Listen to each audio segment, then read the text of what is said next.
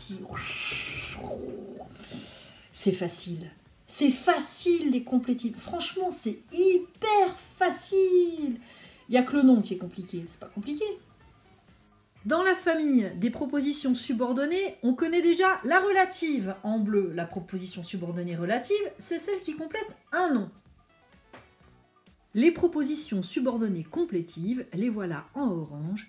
Elles complètent un verbe et elles sont au nombre de 3. Ne vous laissez pas impressionner par leur nom, c'est très simple. Allez, on va démarrer par la première des complétives, la conjonctive par que. C'est parti.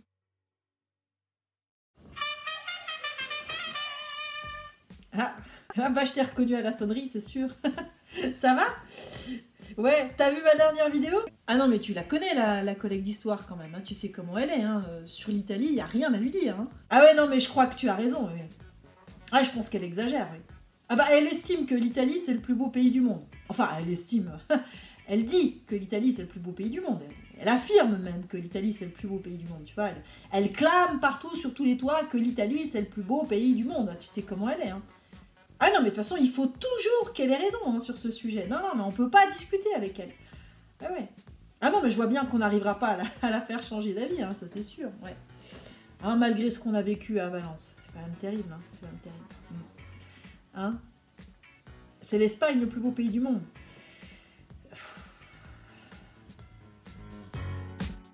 Des conjonctifs par que, j'en ai fait plein.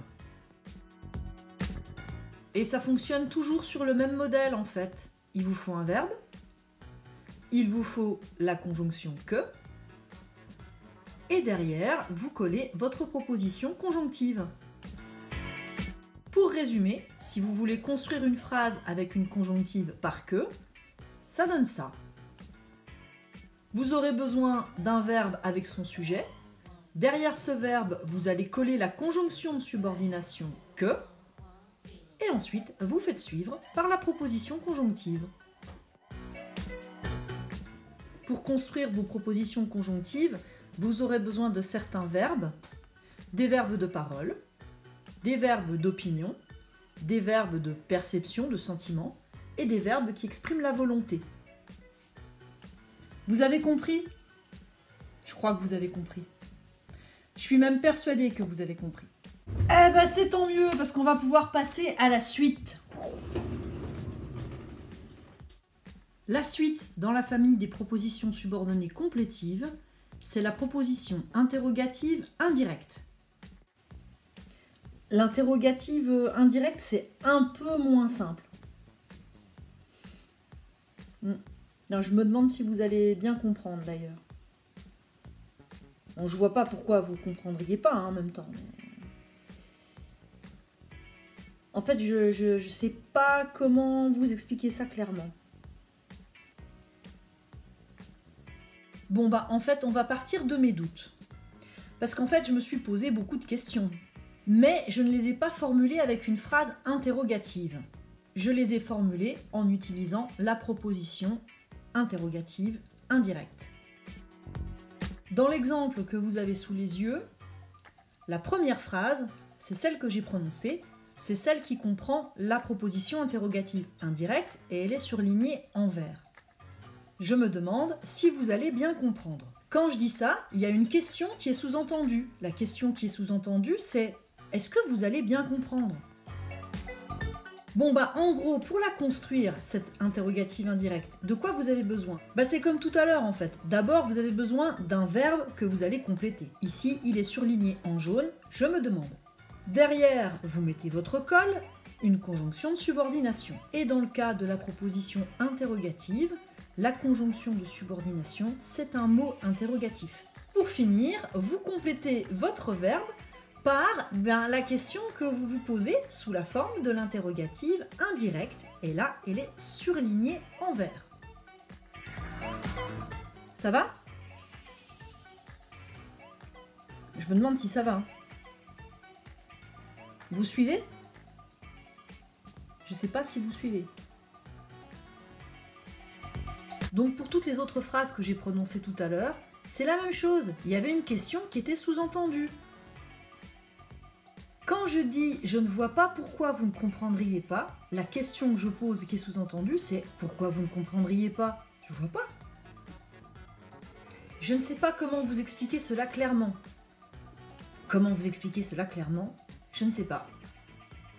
Pour construire votre interrogative indirecte, même schéma que pour construire votre conjonctive, vous compléterez un verbe avec son sujet en collant une conjonction de subordination derrière laquelle vous viendrez placer votre proposition interrogative.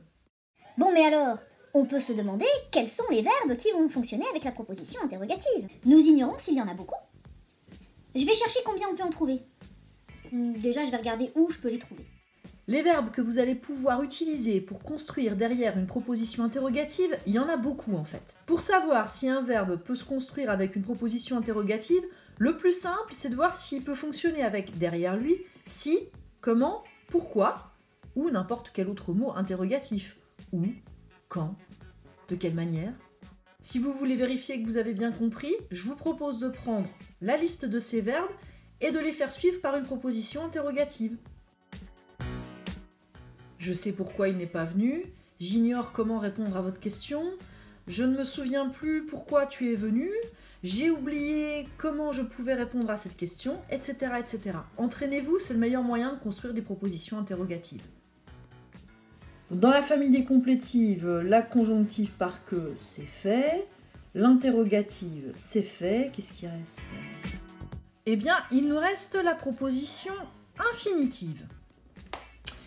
Bon, les élèves, j'ai un petit problème. La grammaire, c'est pas une science exacte.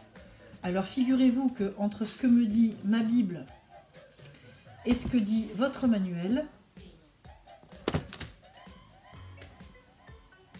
on va essayer de se débrouiller. La version simple de la construction de la proposition infinitive, c'est celle qui est donnée par ma Bible. Vous avez un sujet, vous avez son verbe, derrière vous avez un verbe à l'infinitif. Vous êtes déjà dans la proposition infinitive. Punto basta. Un exemple? Je pense que je comprendrai. Je pense comprendre. Je pense que je viendrai. Je pense venir. Voilà. Je pense venir. Un verbe, un infinitif, proposition infinitive. Simple. Oui, voilà, sauf que dans le manuel, c'est un tout petit peu plus subtil en fait. Pour eux, il va toujours falloir un sujet et un verbe, mais ce sujet et ce verbe, il faut qu'il ait aussi un complément d'objet direct, tant qu'à faire. J'entends. Voilà. J'entends, j'ai le sujet, le verbe, j'entends. Alors j'entends quoi? J'entends une voiture. Voilà, j'entends une voiture. Un sujet, un verbe, un complément d'objet direct.